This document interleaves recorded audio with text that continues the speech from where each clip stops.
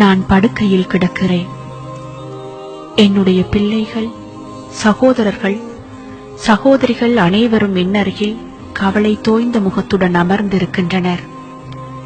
என்னுடைய நெருங்கிய நண்பர்களும் என்னை சூழ்ந்து நின்று கொண்டு என் முகத்தையே பார்த்து கொண்டிருந்தார்கள். திடீரென்று எனது மூச்சு பெரிதாக இழுத்தது. பெரும் மூச்சாக இழுத்து இழுத்து விட்டேன். எனது நிலைமை மோசமாவதை கண்ட சிலர் யாசின் சூறாவை ஓத ஆரம்பித்தனர். மூச்சு இப்பொழுது கொஞ்சம் லேசானது. எனது கண்களை திறக்கிறேன். ஏதோ ஒன்றை எனது கண்கள் காண்கின்றன. ஆம், வந்துவிட்டார். மரணத்தின் வானவரான மலக்குல் மௌத் வந்துவிட்டார். நிரந்தர பயணத்தை நான் ஆரம்பிக்கப் போகிறேன். எனது வாய் திறந்தது. என் சகோதரன் சில துளிகள் தண்ணீரை எனது வாயில் ஊற்றுகிறான். அது அநேகமாக சம்சம் தண்ணீராக இருக்கும். மரண தருவாயில் எனது வாயில் ஊற்ற வேண்டும் என்பதற்காக நான் அதனை பாதுகாத்து வைத்திருந்தேன். அனைவரும் லா இலாஹ இல்லல்லாஹு முஹம்மது ரசூலுல்லாஹ் என்று மொழிய ஆரம்பித்தனர். எனது பார்வை பறிபோய்விட்டது. எனது நாடி நரம்புகள் எல்லாம் அடங்கி போய்விட்டன. எனது உணர்வுகளும் மங்கி மறத்து போய்விட்டன. ஆனால் என்னால் இப்பொழுதும் கேட்க மட்டும் முடிகிறது. என் அன்புக்குரியவர்கள் அழும் சத்தம் கேட்கிறது. நான் இன்னும் இறக்கவில்லை. ஆனால் உயிரற்ற ஜடமாக ஆகிவிட்டேன். எனக்குள்ள நேரம் வந்தது. ஒரு நிமிடம் முந்தவும் இல்லை, பிந்தவும் இல்லை. காத்திருந்த மலக்குல் மௌத் அவரது கடமையை செய்ய ஆரம்பித்தார். விசுக்கென்று என் உயிரை பிடுங்கினார். என் உடல் சட்டென்று குலுங்கி அடங்கியது. அவ்வளவுதான், எல்லாம் முடிந்துவிட்டது. நான் இவ்வுலகை விட்டு பிரிந்து விட்டேன். என்னை வழி அனுப்பி வைப்பதற்குள்ள ஏற்பாடுகள் ஆரம்பமாகின. நான் மாடாய் உழைத்து சேர்த்த சொத்துக்கள், வங்கி தொகைகள், அனுபவித்த விலை உயர்ந்த கார்கள், வாழ்நாள் முழுவதும் நான் சேகரித்த எனது தொடர்புகள் அனைத்தும் இனி எனக்கு எந்த பயனையும் அளிக்கப் போவதில்லை. இனி எனது அடையாளம் என் கப்ரு மட்டும்தான். எனது பெயரும் மாற்றப்பட்டு விட்டது. என் பெற்றோர் பல நாட்கள் ஆலோசனை செய்து தேர்ந்தெடுத்த எனது பெயர், அவர்கள் வாயால் கூவி கூவி அழைத்து மகிழ்ந்த அந்த பெயர் மாற்றப்பட்டு விட்டது. இப்பொழுது எனது பெயர் ஜனாசா, அதாவது இறந்த உடல். எனக்கு நெருங்கியவர்கள் எனது கபரை வெட்டுவதற்கான ஏற்பாடுகளில் இறங்கியுள்ளார்கள். ஜனாசாவை நீண்ட நேரம் வீட்டுக்குள் வைக்கக்கூடாதாம்.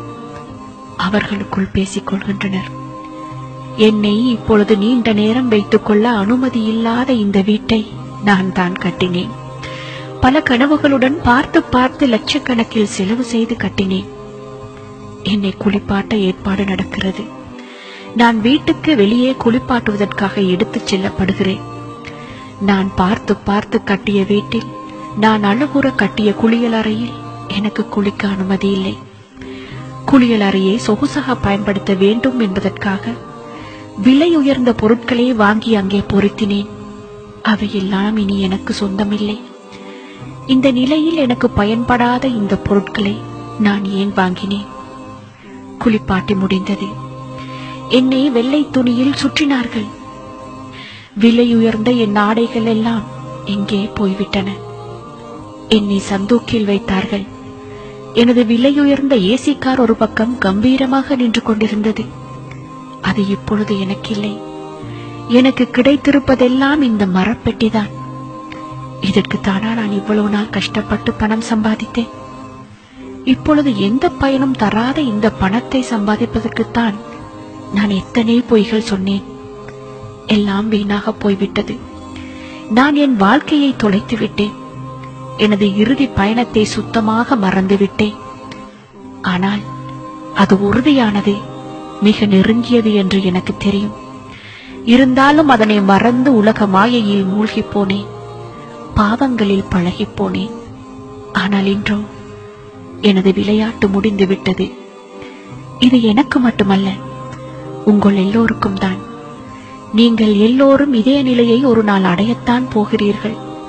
ஒரு நாள் உங்களுக்கு இந்த உலகம் ஒரு சிறிய கனவு போல் கலைந்துவிடும்.